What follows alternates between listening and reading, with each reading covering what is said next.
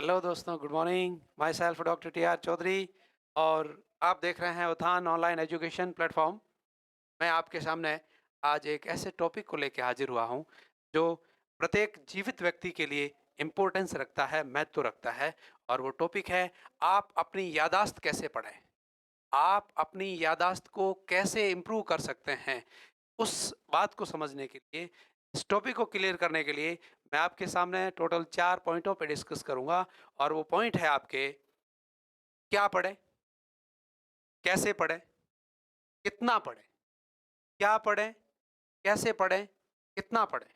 दूसरा पॉइंट है अपना, दिमाग तेज करके यादाश्त को कैसे बढ़ाएँ। दिमाग तेज करके यादाश्त को कैसे बढ़ाएँ।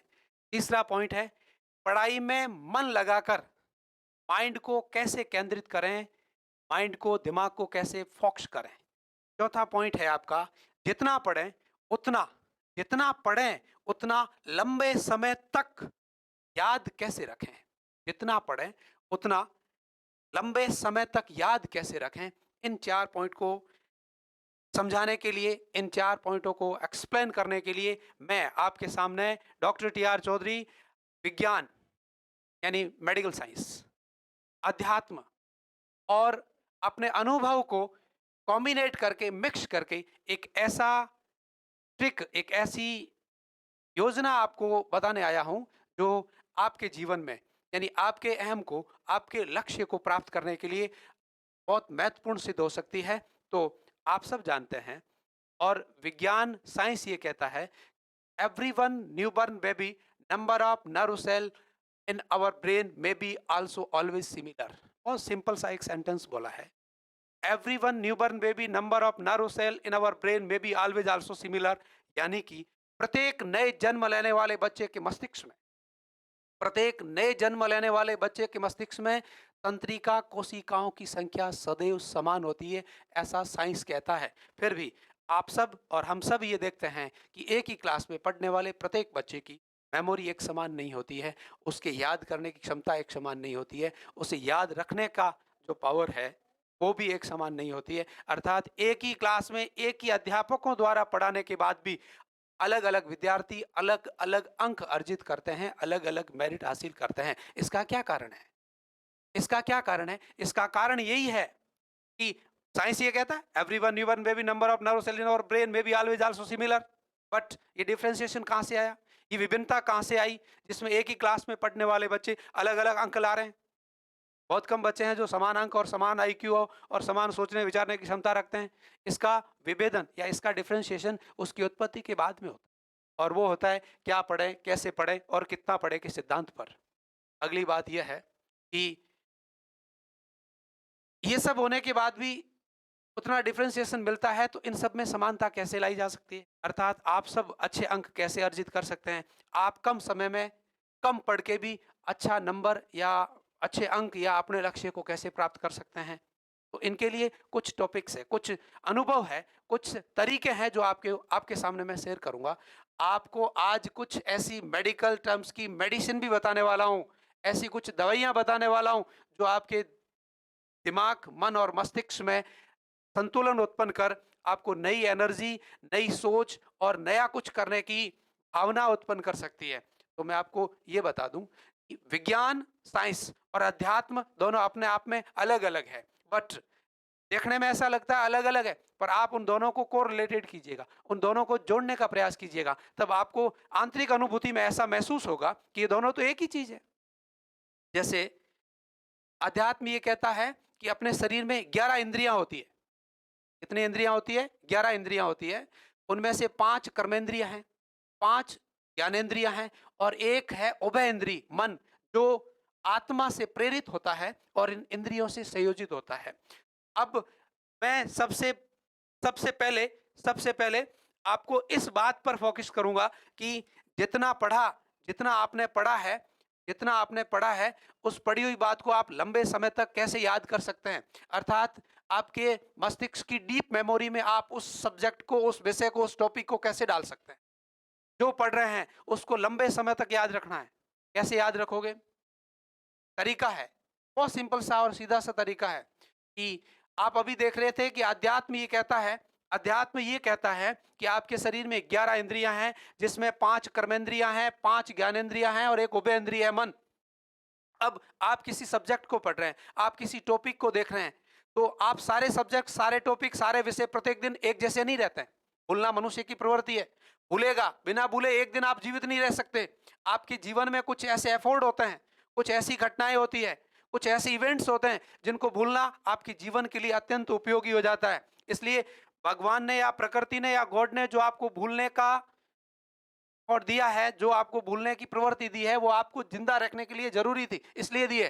पर आप किस बात को भूलेंगे और किस बात को लंबे समय तक याद रख पाएंगे, इसका निर्धारण आप खुद कर सकते हैं। इसका डिटर्मिनेशन आप खुद कर सकते हैं। कैसे कर सकते हैं? आप किसी ज्ञान को प्राप्त कर रहे हैं, आप माना कि अखबार पढ़ रहे हैं, अखबार के अंदर 20 पेज होते हैं, आप एक 5-10 मिनट के अंदर पूरे पढ़ लेते हैं और ऐसा लगता है आपके दिलो दिमाग में, ऐसा आप विचार कर लेते हैं कि मैंने पूरा पढ़ लिया। पर उसमें से आप ऐसी कोई घटना नहीं होती है, एक आध घटना ही होती है जिसको आप लंबे समय तक याद कर पाते हैं, बाकी कोई चीजें आपको याद नहीं रहती। अब लंबे समय तक आपको याद कौन सी घटना रही और कौन सी घटना आपको लंबे समय तक याद नहीं रही, इसी बात को समझने पर आपकी समझ में आ जाएगा कि जितना पढ़ा उतना कैसे रखें लंबे समय तक याद, जितना पढ़ा उसको कैसे रखें लंबे समय तक याद। तो मित्रों, आपका जो मस्तिष्क है, अब पहले मैं अध्यात्म की बात कर रहा था, 11 इंद्रियां वाली बात जो अध्यात्म की थी, अब मैं बात करूंगा मॉडर्न साइंस की या मेडिकल साइंस की।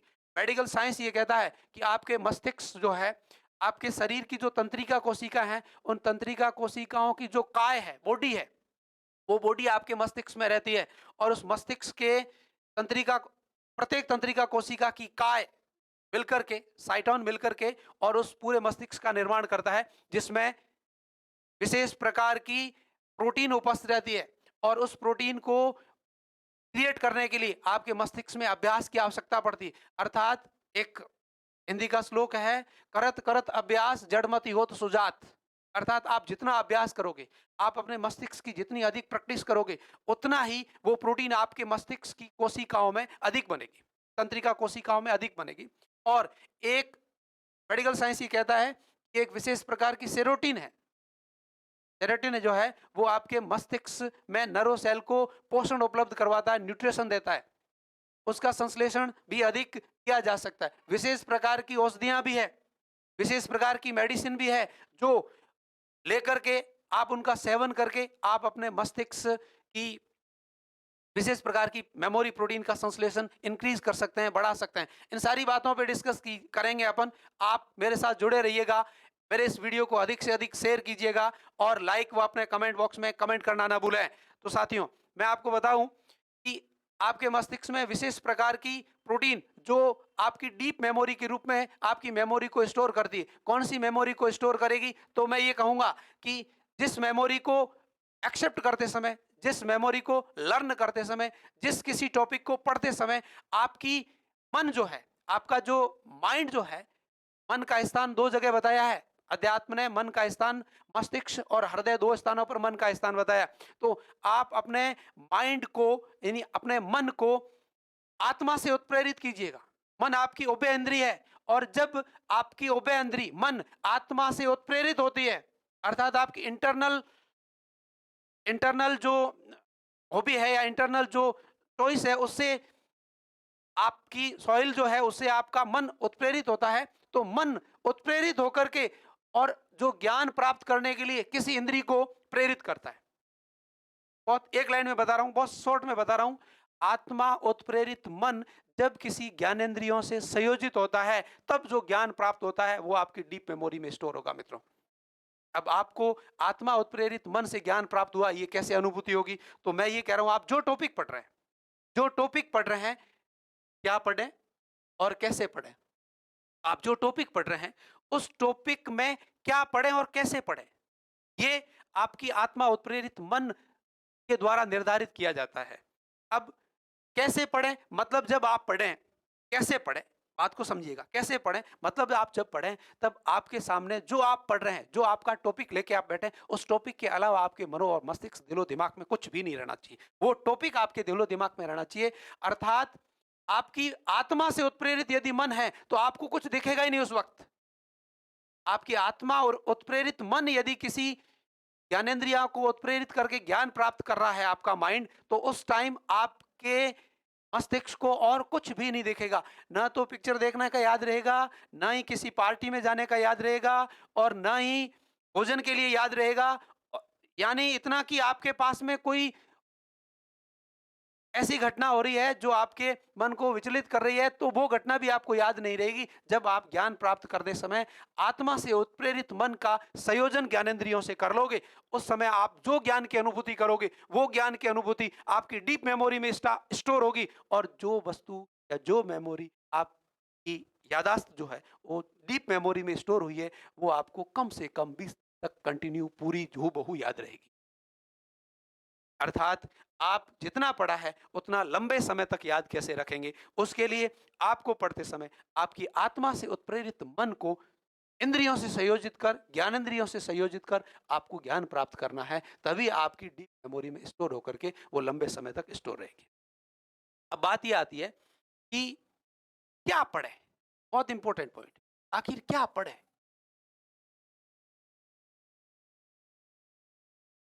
इसके लिए एक सिंपल सा रूल है, 20% एफोर्ड गेट 80% रिजल्ट। बहुत सिंपल पॉइंट है। 20% एफोर्ड गेट 80% रिजल्ट। इसके मैं आपको इंग्लिश के साथ साथ हिंदी भी बताऊंगा कि जो 20% कार्य किए जाते हैं, वो कार्य ही 80% परिणाम में परिवर्तित हो सकते हैं। शर्त यह है कि जो 20% या 20% कार्य हो रहे हैं, उन कार्यों की सीमा रेखाएं क्या बनाई आपने। 20% एफोर्ड 80% रिजल्ट दे सकते हैं।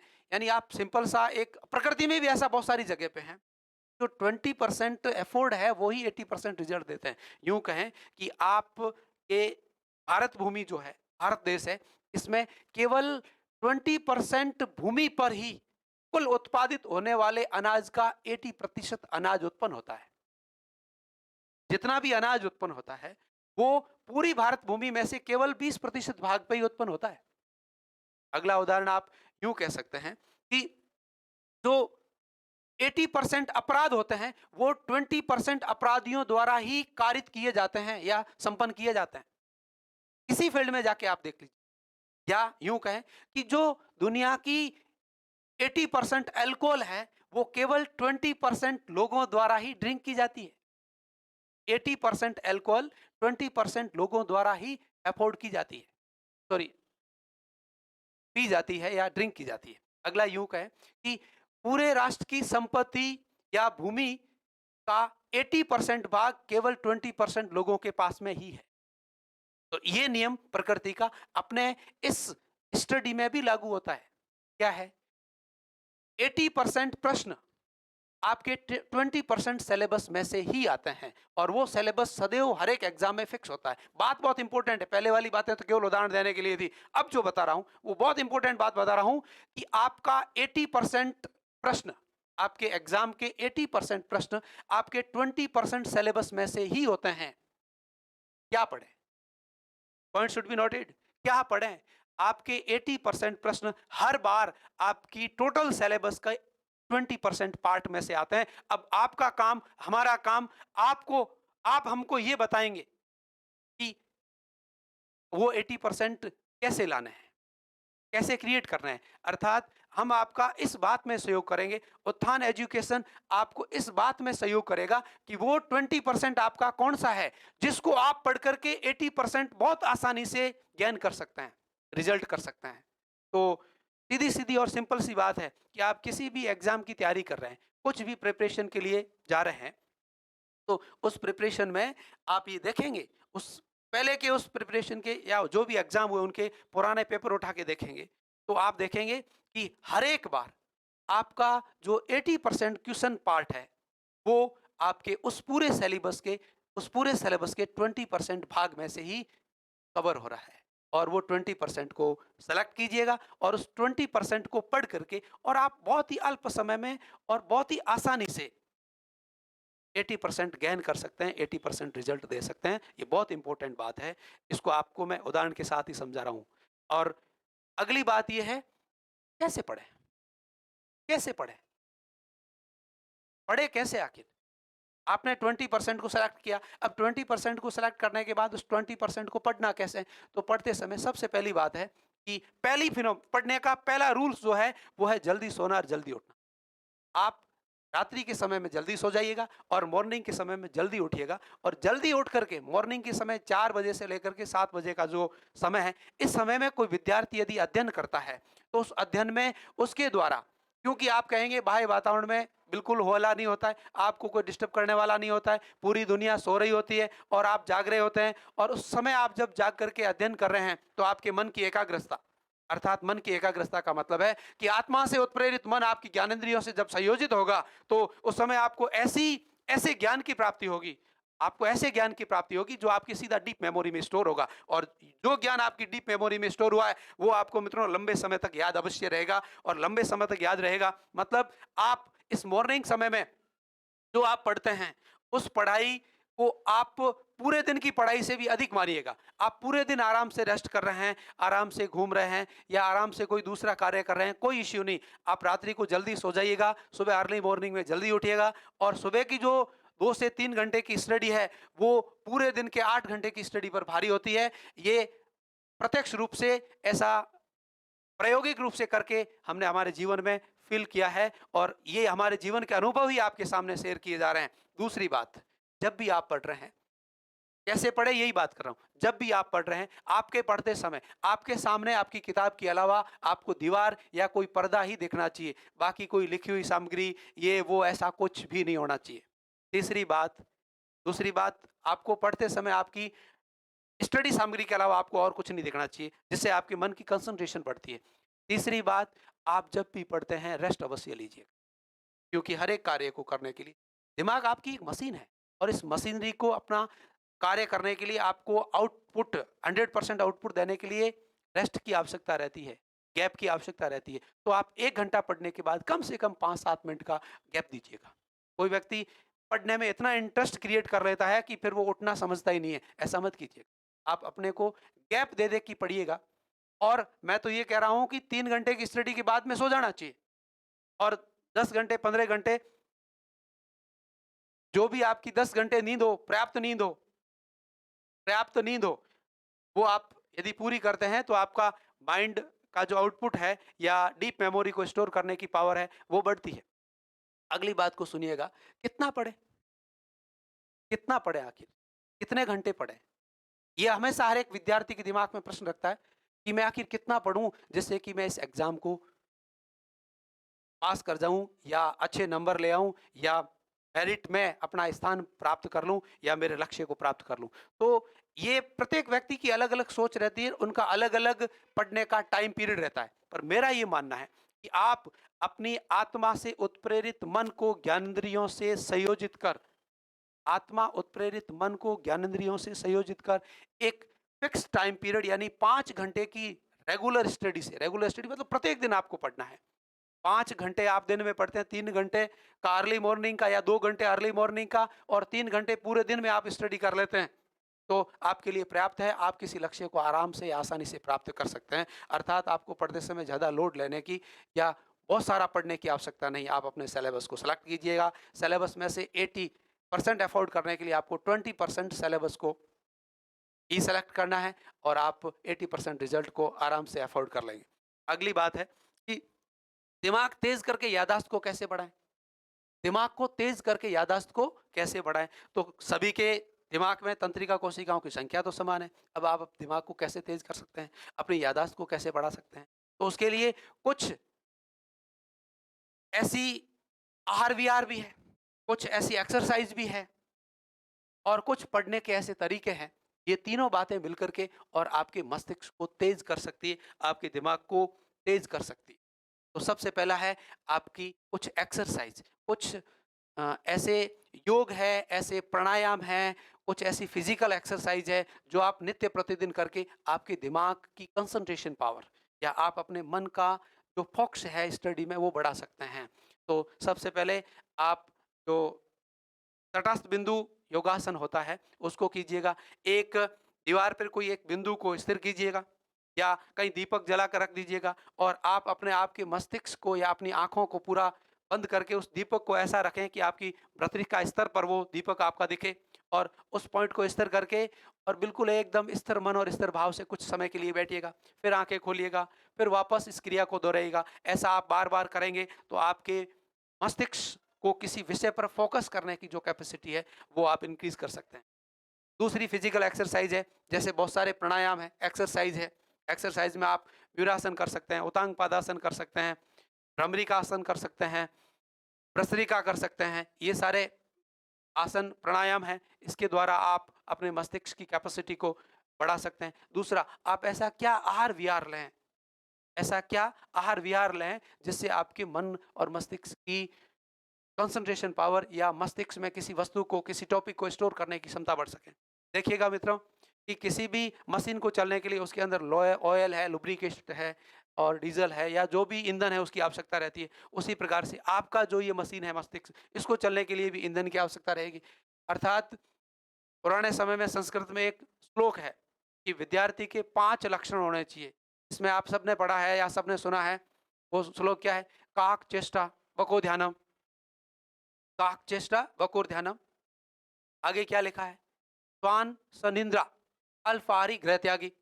तो इसमें से जो पूर्व के 3 बात है उसका तो समर्थन मैं भी करता हूं। आगे की पूर्व की जो 2 बात है उसका समर्थन मैं भी करता हूं। आगे की 3 बातों का समर्थन मैं तो नहीं करता। क्यों नहीं करता? क्योंकि सबसे पहली बात उन्होंने लिखी है श्लोक के अंदर, काक चेष्टा, अर्थात पढ़ने वाले विद्यार्थी की जो चेष्टा है, जो चतुरता है, वो कौवे के जैसी होनी चाहिए, बिल्कुल होनी चाहिए। और वो इतना चतुर रहे कि क्या पढ़ना है उसको वो ढूंढ सके, और कैसे पढ़ना है उसको भी वो कैसे पढ़ना है, तो उसके लिए अगली ही पॉइंट में लिखा है वको ध्यानम।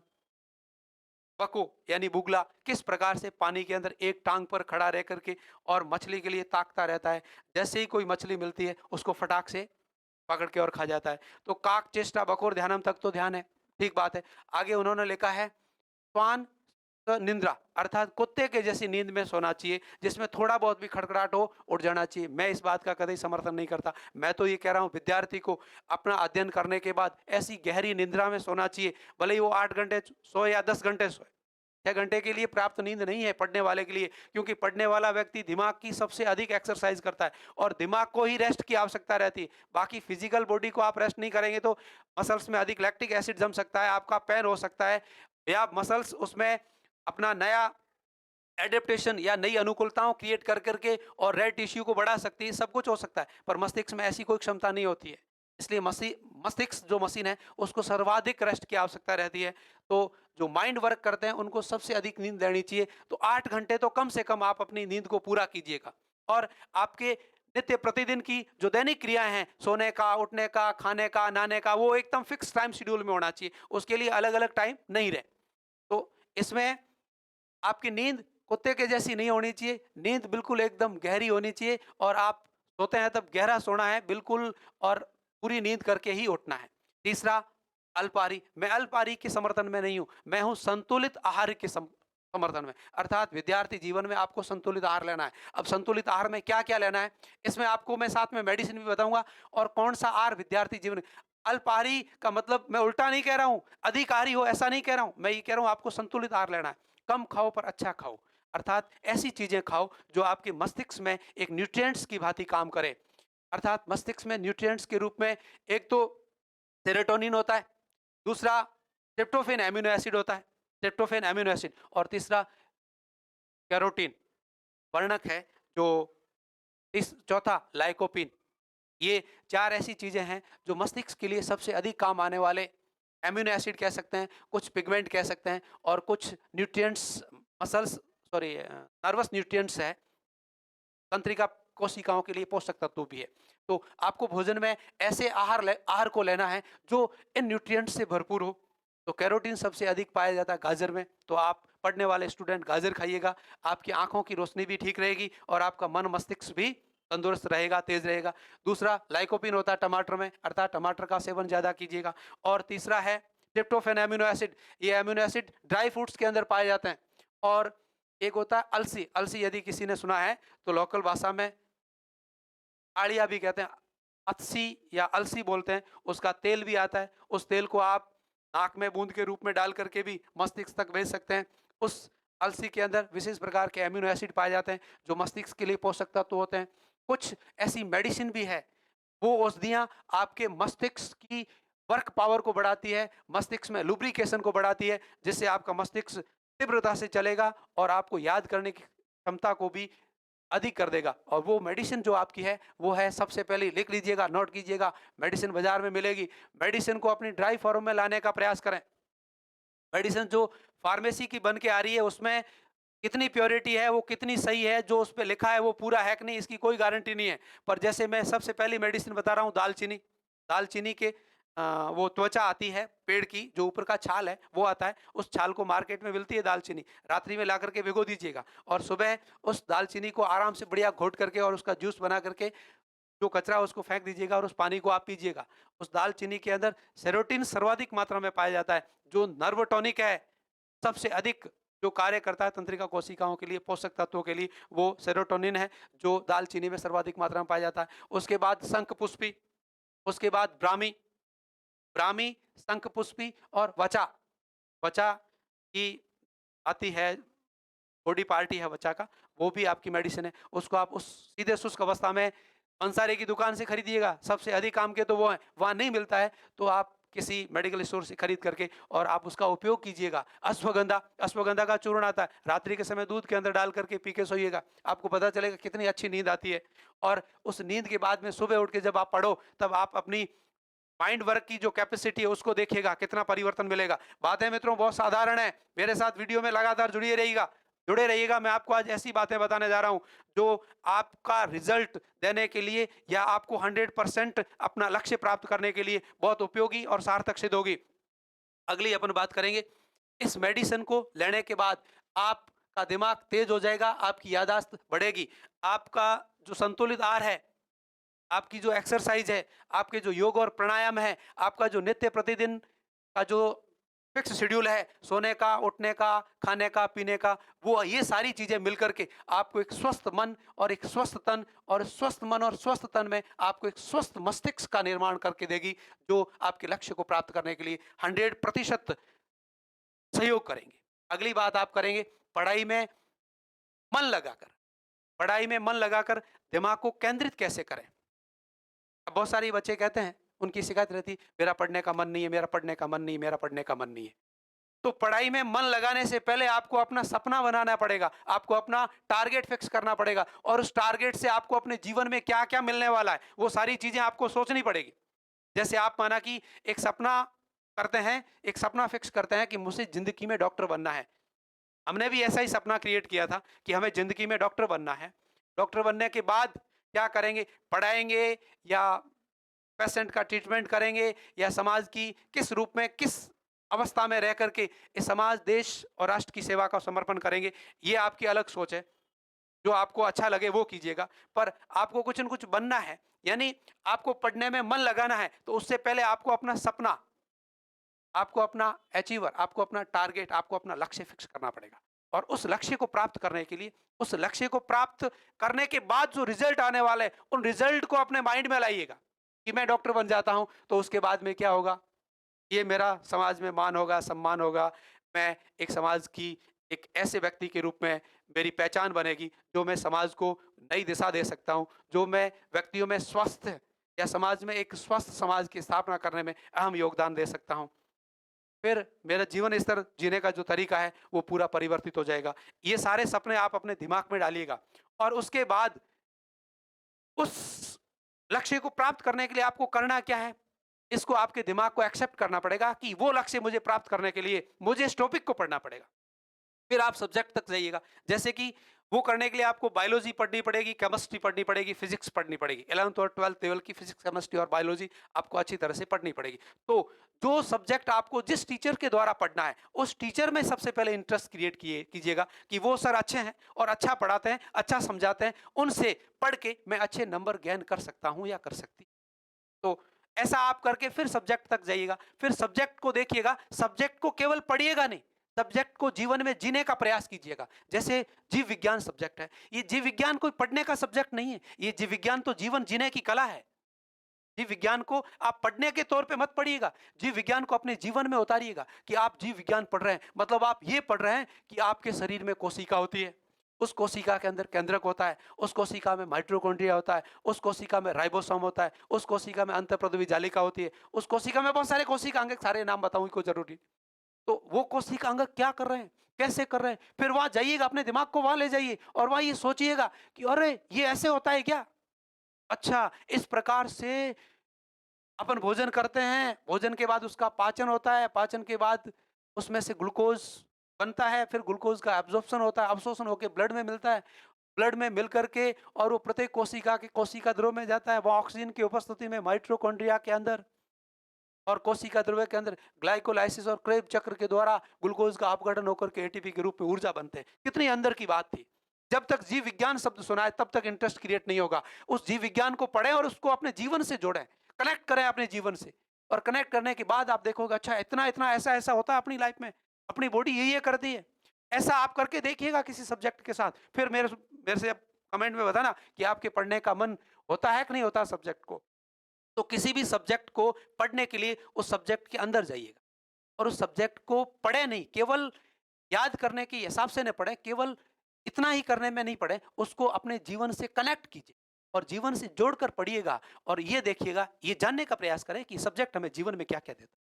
फिजिक्स की बात करें, फिजिक्स के ऐसे बहुत सारे सिद्धांत हैं जो आपको जीवन की नई दिशा और दशा दे सकते हैं। कैसे? बहुत सारे ऐसे एग्जाम्पल हैं। यदि फिजिक्स नहीं होती, यदि फिजिक्स नहीं होती तो क्या आप ये जो मॉडर्न युग जी रहे हैं वो युग होता? कभी नहीं होता। ये सब फिजिक्स की देन है। तो फिजिक्स को भी अपने दैनिक गतिविधियों से जोड़िएगा और दैनिक जीवन से जोड़कर आप फिजिक्स की स्टडी करेंगे तो आप उसमें इंटरेस्ट देखेंगे, आप उसमें इंटरेस्ट क्रिएट करेंगे। तीसरा जैसे केमिस्ट्री जैसा सब्जेक्ट है, तो सब्जेक्ट को इंटरेस्ट क्रिएट करने के लिए जब तक आप केमिस्ट्री जैसे सब्जेक्ट में उसका बेसिस आधार क्रिएट नहीं करेंगे, आधार को क्लियर नहीं करेंगे, तब तक उसमें इंटरेस्ट नहीं आ सकता। जैसे आधार का बात करें तो ऑर्गेनिक केमिस्ट्री के आधार की बात करें तो आपको नॉमेनकल्चर पूरी तरह से जब तक समझ में नहीं आएगा, या यूं कह दें आपको रिएक्शन मैकेनिज्म, अभिक्रियाओं की क्रियाविधि पूरी तरह से समझ में नहीं आएगी, तब तक आप उस सब्जेक्ट में इंटरेस्ट क्रिएट कर ही नहीं सकते। क्योंकि आप जैसे रिएक्शन मैकेनिज्म समझ में नहीं आएगी, आप रिएक्शन पढ़ेंगे तो ऐसे लगेगा यार ये कैसे कहाँ से कैसे हो रही है, कुछ पता ही नहीं चल रहा है। अब आपने उस केमिस्ट्री के जो सब्जेक्ट आप पढ़ रहे हैं, उस सब्जेक्ट का जो अणु परमाणु यौगिक पढ़ रहे हैं, उसका नाम ही आपको नहीं पता है। पूरी तरह से उसका आधार आपने कॉन्सेप्ट जो है वो क्लियर नहीं किया है, तब तक आपको सब्जेक्ट में इंटरेस्ट क्रिएट नहीं होगा।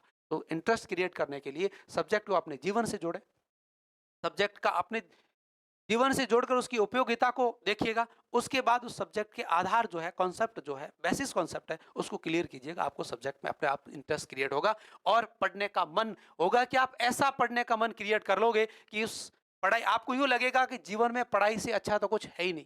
रियली बात यही है, पढ़ाई से अच्छा कुछ है ही नहीं और पढ़ाई से मुश्किल कुछ है ही नहीं। जीवन में सबसे अच्छा कार्य जो है वो पढ़ाई है और जीवन में सबसे मुश्किल कार्य जो है वो भी पढ़ाई है, पर उसमें आप इंटरेस्ट क्रिएट करके अपने जीवन में ये पढ़ने का तरीका, क्या पढ़ना है, कैसे पढ़ना है, कितना पढ़ना है, और पढ़ने के बाद आप उसको लंबे समय तक कैसे दिमाग में स्टोर करके रखेंगे और पढ़ते समय अपने मन को केंद्रित करके उसको फोकसित कैसे करेंगे। इस हेतु इस वीडियो को पूरा सुने, समझें, अपने जीवन में उतारें और जीवन में उतार कर उसको पूरी तरह से लागू कीजिए। अब एक अंतिम बात, एक संक्षिप्त में इस पूरी बातों को एक हिंदी के सिंपल से श्लोक द्वारा मैं सुनाकर पूरा करने जा रहा हूं। वो श्लोक है, माला तो कर में फिरे जीभ फिरे मुख माही, माला तो कर में फिरे जीभ फिरे मुख माही, मनवा तो सौ दिस फिरे यो सुमिरम नाही। अर्थात इसका भावार्थ, यहाँ पर भगवान की भक्ति और माला फेरने का जो तरीका है उसमें किसी कवि ने संबंध स्थापित कर और उसकी भावार्थ को समझाने का प्रयास किया है। तो कवि यहाँ कह रहे हैं, कवि यहाँ कह रहे हैं कि माला, जो कोई व्यक्ति, बुजुर्ग लोग माला फेरते हैं, उसमें माला हाथ में लेते हैं, कर यानी हाथ, माला तो कर में फिरे, अर्थात माला हाथ में ली है, उसके जो मणके हैं उनको हाथों से अंगुलियों से ऐसे घुमा रहे हैं, माला तो कर में फिरे जीभ फिरे मुख माही। उसी वक्त वो अपने मुख के अंदर जीवा से, टंग से उच्चारण करते हैं राम राम राम राम राम। माला तो कर में फिरे जीभ फिरे मुख माही, मनुआ तो सौ दिस फिरे, मतलब मन स्थिर नहीं, चारों दिशाओं में घूम रहा है। बेटा कहाँ है, बहू कहाँ है, भोजन बनाएगी कि नहीं बनाएगी, आज खाना खिलाएगी कि नहीं खिलाएगी, आज कहाँ मिलूँगा, कहाँ जाऊँगा, किसके साथ अताई करूँगा, कहाँ बैठूँगा, ये सब मन तो चारों दिशाओं में विचरण कर रहा है। माला तो कर में फिरे, जीभ फिरे मुख माही, मन हुआ तो सौ दिस फिरे यो सुमिरम नाही। अर्थात आपका जब तक मन स्थिर नहीं है, तब तक भगवान की भक्ति नहीं हो सकती, आप भगवान का स्मरण नहीं कर सकते। इसी बात को मैं स्टडी जीवन में, विद्यार्थी जीवन में विद्यार्थियों से जोड़ के देखूँ, तो यह है कि आपका जो भगवान है, वो आपकी स्टडी, आपका टारगेट है, आपका लक्ष्य है। भगवान जो है वो आपकी स्टडी, आपका टारगेट, आपका लक्ष्य है, जो आपको प्राप्त करना है वो है। और आपकी माला, आपकी सिलेबस है, आपके टॉपिक है, आपके नोट्स है। आप यदि अपने नोट्स, टॉपिक को पढ़ करके अपने भगवान यानी अपने लक्ष्य को प्राप्त करना चाहते हैं, तो अपने मन को स्थिर कीजिए। आप अपने टॉपिक, अपने नोट्स को पढ़ करके आप अपने भगवान यानी आपके लक्ष्य को प्राप्त करना चाहते हैं, तो आप अपने मन को स्थिर कीजिएगा। और मन को स्थिर कैसे करना है, ये पूरी आज की वीडियो में आपको बता रहा था। Thank you so much. आज का इतना ही। फिर से मुखातिब होंगे आपके सामने। आप हमारे यूट्यूब चैनल को सब्सक्राइब कीजिएगा, हमारे वीडियो को अधिक से अधिक शेयर कीजिएगा और कमेंट बॉक्स में कमेंट लिखना ना भूलें। वीडियो आपको कैसा लगा? Thank you so much.